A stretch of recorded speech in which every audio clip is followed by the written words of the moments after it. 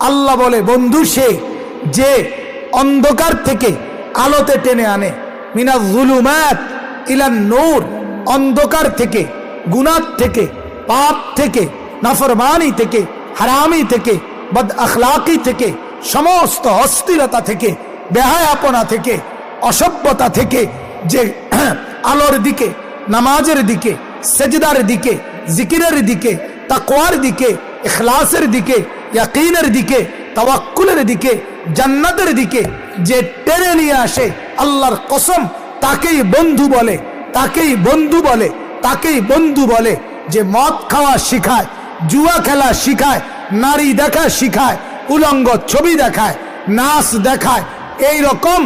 জুয়া খেলায় অভ্যস্ত করে নেশার রাজ্যে ডুবায়া দেয়, নর্তকী আর সিনেমা, নাটক আর উলঙ্গপনা, তোমার যেই বন্ধু তোমার সঙ্গে থাইকা